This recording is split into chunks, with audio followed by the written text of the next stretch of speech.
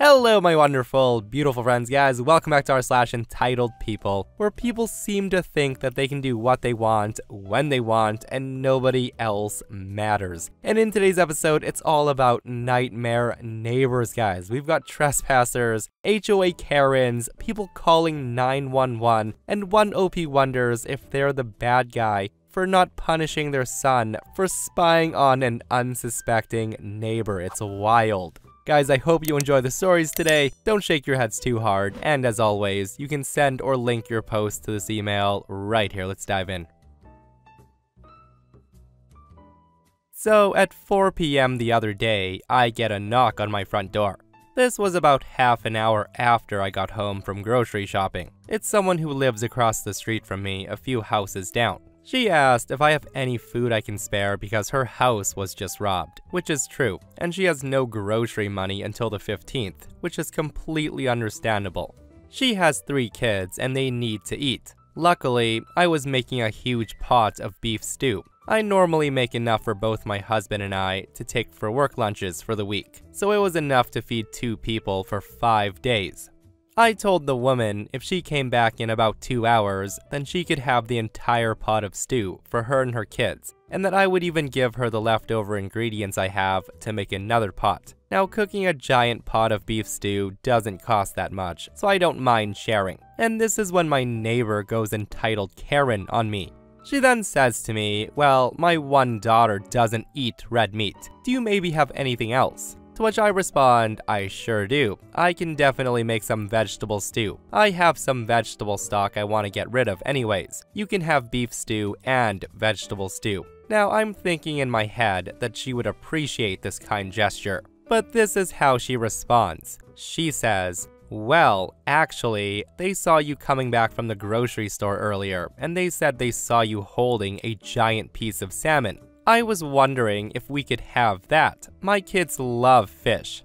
This is when I tell Karen, I'm sorry, but that's for my dinner party tomorrow. Salmon's about $30 a fillet, and that's not something I can afford to give away. It's a luxury for us. So if you want, I'll give you the stew. And this is when she interrupts me and says, but our house was just robbed, and we need food. Why don't you see that? I tell her, I know, and I'm sorry that happened. Like I said, if you come back in a few hours, I'm more than happy to give you some stew. It's quite delicious. I really hope you have a good day. At that, the woman left, and she didn't come back for the stew. More for me. Oh boy, I really hope she didn't let her kids go hungry that night, but at the same time, she might be the type of person to make them go hungry, so she can use their need to get her way somewhere else. Like what OP was offering was amazing, right? What a thoughtful, kind-hearted neighbor to not only offer the pot of stew they're making, but to include all the ingredients for another full pot, and even offer to make a vegetable one for the kids who don't eat red meat. And this person comments, if she was actually in need of food, she would have jumped at and been grateful for the stew. She's not in actual need though. She's just trying to take advantage of your sympathy, and that's really crappy. Honestly, that's just wild to think about too. Oh, here's some stew. No, my family doesn't like stew. We want that delicious salmon fillet. The nerve of some people.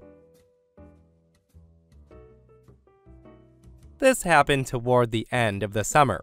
I had decided to take my kids to a local spray park in our neighborhood so they can run around and do whatever kids do. Also, one thing to mention before we get to the story is my daughter tends to get sick rather easily when she runs around a bit too much with her friends. I always take a Ziploc baggie full of ginger candy along to prevent and soothe nausea. Today, I had chewy mango ginger candies, hard plain ginger candies, and hard lemon ginger candies. And for those who have never had ginger candies, it's spicy. The lemon ginger is probably the mildest. The plain ginger is just plain hot. The mango ginger are sweet and spicy, but they also stick to your teeth like crazy. Definitely an acquired taste. So that said, we had just made it to the busy park, and we stood off to the side as my daughter said she was beginning to feel nauseous. My daughter asked for a mango one. So while I'm fishing the mango one out, I can hear the kid in front of us telling his mom that he wants some candy. The kid's around 7 years old. His mom distractedly says she doesn't have any candy, to which the boy says, but she does. He then turns to me and asks for one. I tell him I don't really think he'd like my candy, but by this time, his mom's focused in on this interaction. As the kid starts to whine that of course he'd like my candy, his mom just huffs and says, "You have got a whole baggie. Can't you just give him one? Come on, don't be greedy." And I'm thinking to myself, oh, you said the magic word there, lady. So I say, alright, and then go dig out a lemon one because I'm not completely heartless. And this is when the kid whines that he wants a mango because mango's his favorite. I tell him that lemon's better, but he insists on mango. I tell him it's kind of sticky and spicy as I hand it over.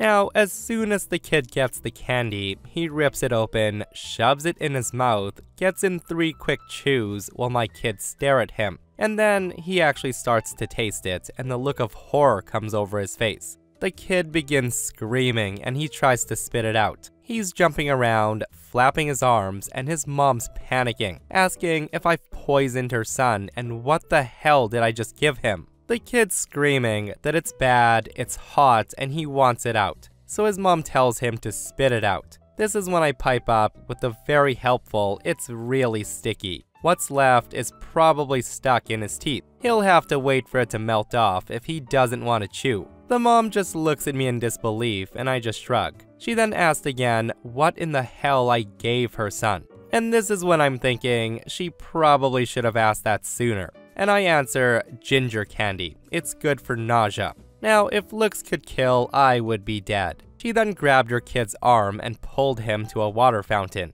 I'd like to think that from then on, the kid'll think twice about demanding things from strangers. Plus, it was entertaining. Overall, the kids and I counted it as a win. Guys, it is so surprising that some parents can be so entitled that they just expect complete strangers to give in to their kids' wishes, and what a mistake that was. Like, it's just so funny because growing up, we were all taught to never take candy from strangers. But now, parents are demanding complete strangers give candy to their kids. Ain't that something?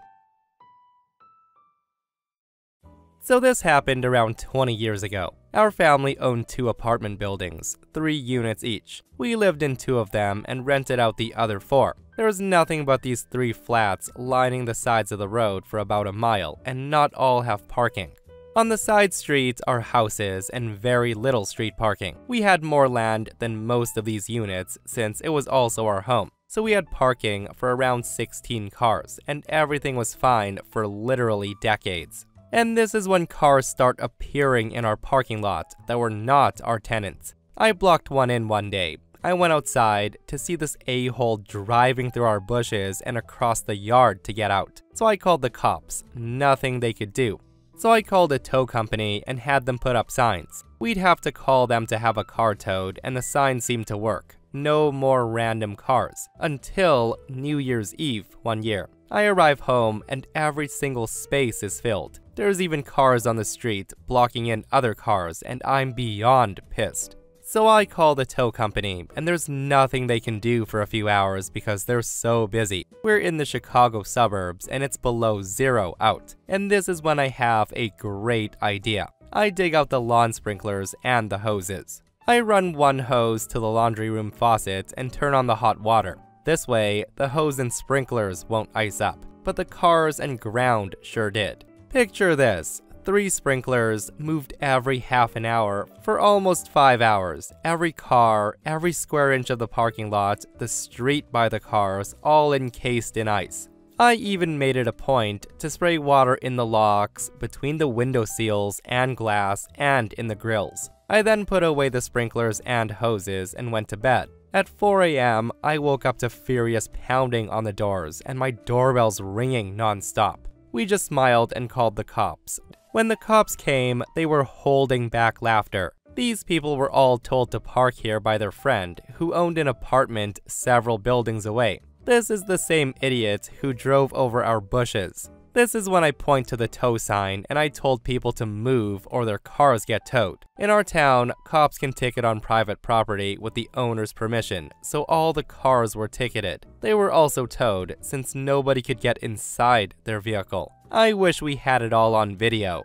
Yeah, I also wish there was at least photos because what OP did was frickin' evil and hilarious at the same time. Especially when all of them got towed in the end because no one could get inside their car to drive off. And seriously, if you've never experienced what it's like to come out to a car after a night of freezing rain, you don't know what a nightmare that is. And the way OP described icing up those cars, it might have taken a while to thaw out those vehicles.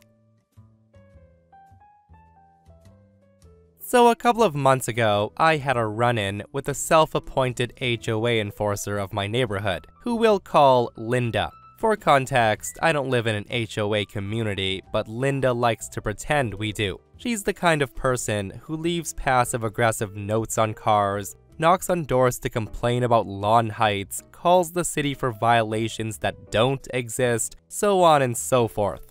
This issue started because I parked my car in the street in front of my house, which is perfectly legal and I've been doing it for years without any complaints. But apparently, Linda decided one day that my car was an eyesore. One day, I find a note tucked under my windshield wiper that said, "This is not a parking lot. Park in your driveway like a respectful neighbor. Don't make me involve the city."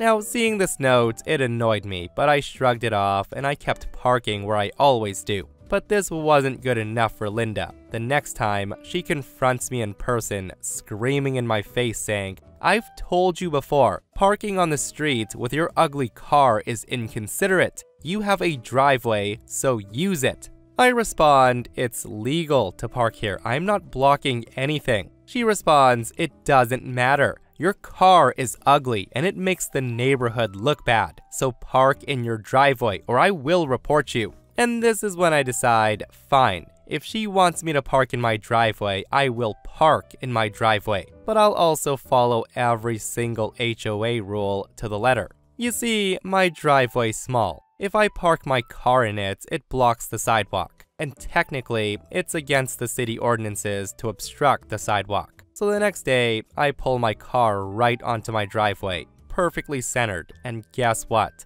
It completely blocked the sidewalk. It didn't take long for Linda to notice though. She marches up to my door, red-faced, and she's furious. She screams and says, "You can't block the sidewalk. That's illegal." To which I respond, "Oh, I thought you wanted me to park my car in the driveway." She says, "Not like that. Park properly." To which I say, "There's no other way to park in my driveway without blocking the sidewalk. I guess I'll have to park back on the street then." And her face was priceless. She sputtered for a moment before stomping off. And thinking that was the end of it, I parked back on the street. But no, Linda wasn't done yet. She actually called the city on me. A week later, a city inspector came by. He checked out the situation and saw that my car was legally parked on the street and told me I was doing nothing wrong. However, he did mention that Linda's made several complaints about code violations in the neighborhood, and they were getting tired of her nonsense. After that, I didn't hear from Linda for a while, until last week, when she started parking her car in the street in front of my house. So I did what any good neighbor would do. I called the city and reported it.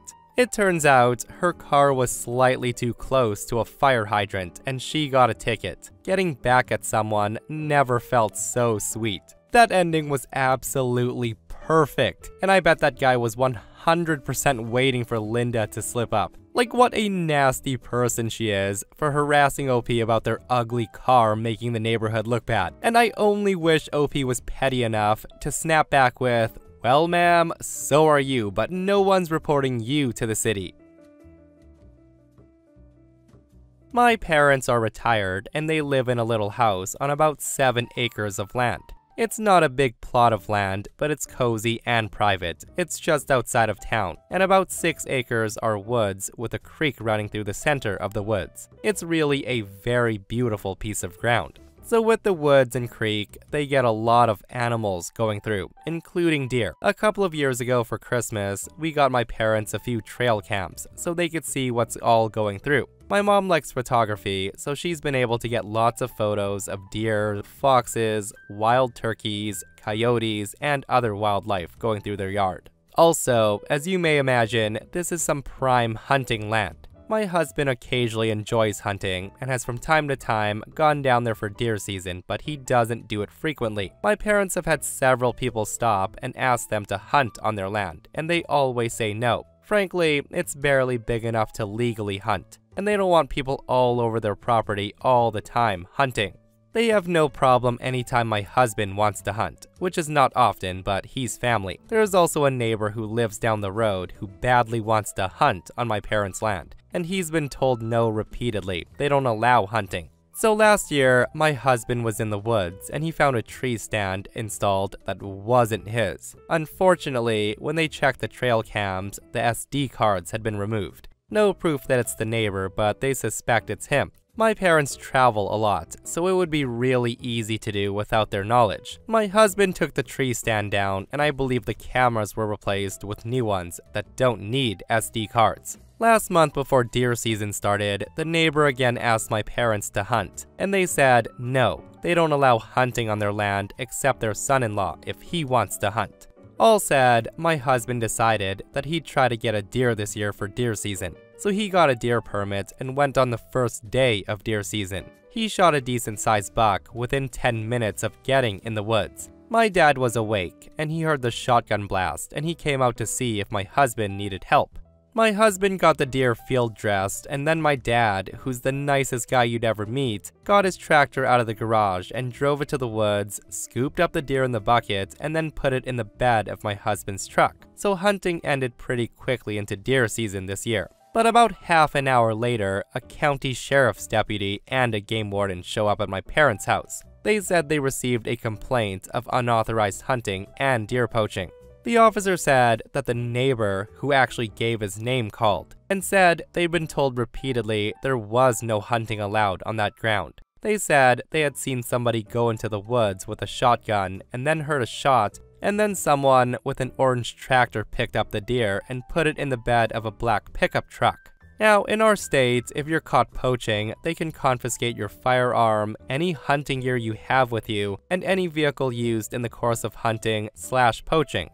So the neighbor was really hopeful that they would take my husband's gun, truck, and my dad's tractor. My dad then said, "This is my house and my land, and the orange tractor is mine. The black pickup truck belongs to my son-in-law, who has permission to hunt here anytime he wants." My husband then produced his valid deer tags, and all was good. Also, screw that neighbor who had been watching the woods with binoculars, because there is no way he would have seen all that from his yard otherwise. Yeah, I would suggest OP check the land for other hidden cameras, just in case that neighbor is that type of neighbor. Like, it's just so sad how some people try to ruin other people's days, all because they aren't allowed to do something. And in my opinion, OP should tell her husband to go more often to really piss off the neighbor. Like, it doesn't even have to be hunting, like go target practicing or something. Maybe drive the tractor down every once in a while like husband got something, but hide what's in the bucket. Like, there's so many petty things to do just to really drive home the fact that neighbor's not allowed on that land at all.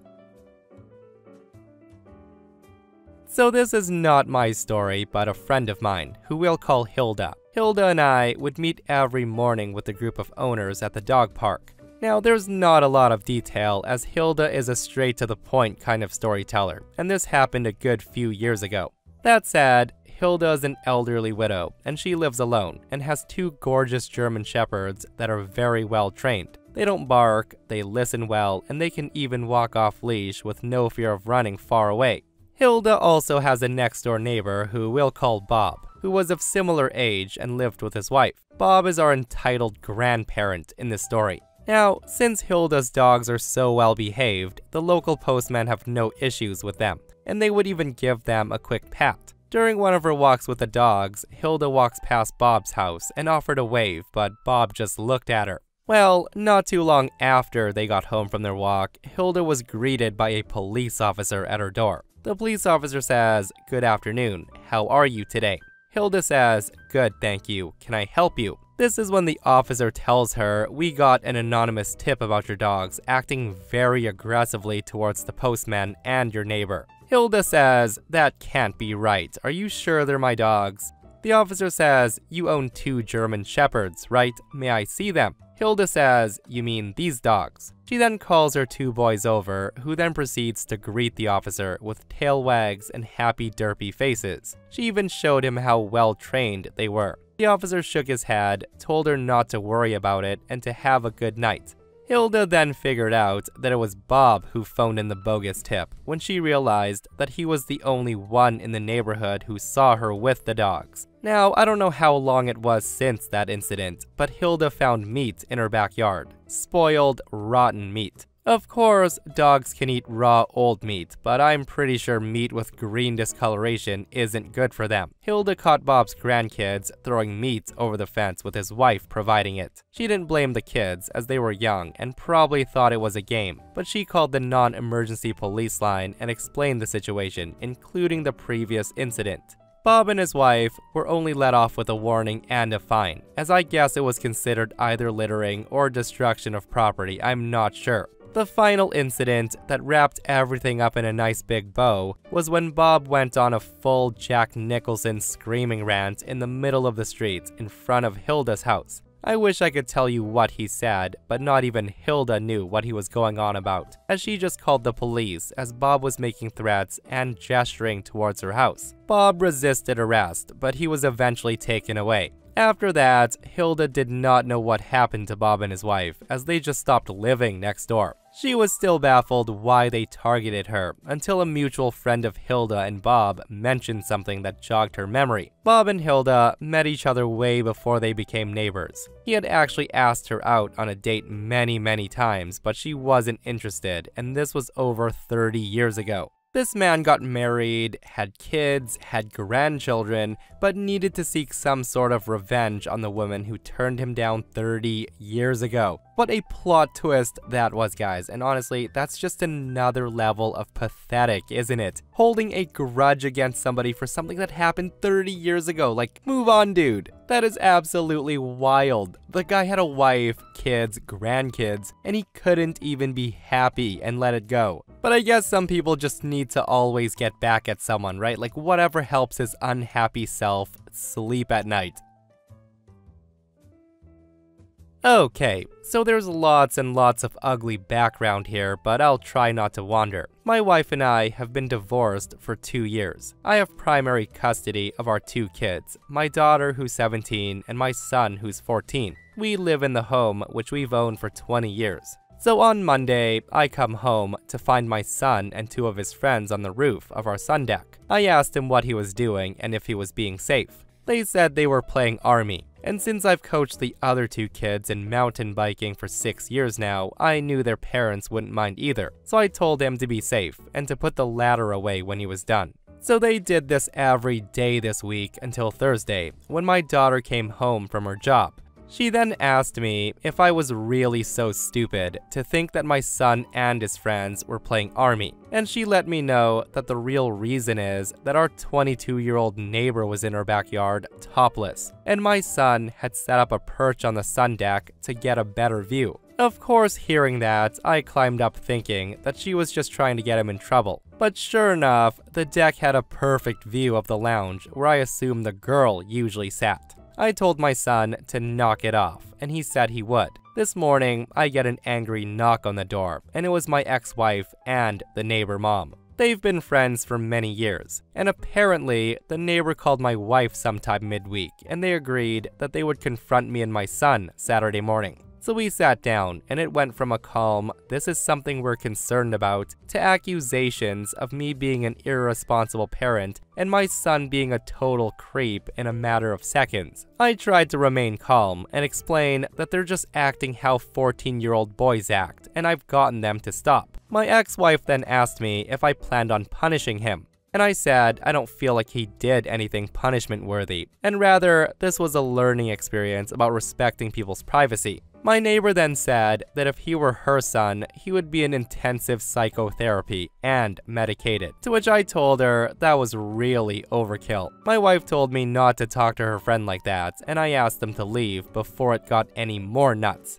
My wife has texted me saying I'm being incredibly irresponsible, and if I don't do something, she's going to her lawyer to revisit the custody agreement. All in all, she called me an a-hole several times, and she said it was more miserable being divorced from me than it was being married to me. I guess that's about it, but am I the a-hole for how I'm handling the issue with my son? Oh boy, so I don't know what your thoughts are on this one, but everyone and their dog pretty much says that OP is the a-hole in the situation, especially after the whole boys will be boys comment. He's just acting how a 14-year-old acts. And I get it, to OP, his son's 14 years old, hormones are going off, it's like finding a stash of dirty magazines, right? But for him to be the adult in the situation and to know that's not something you should be doing, and then telling his ex that their son didn't do anything that warranted a punishment, it's him shrugging off the seriousness of it, which does make him the a-hole, especially when it's clear that his wife and neighbor want him to do something about it. But guys, let me know your thoughts. What punishment would fit the crime in this case? And parents, if you caught your kids doing the same thing, what are you doing? And that, my friends, brings us to another end of our / entitled people. Guys, I hope you enjoyed today's stories. If you did, hit that thumbs up. And if you're not subscribed, consider subscribing so you don't miss these crazy stories. And if you missed the last episode on the channel, it's in our / malicious compliance episode, where bad bosses are getting absolutely destroyed. Guys, go check it out if you haven't. And myself and Stevie Boy will see you guys in the next one. We love you.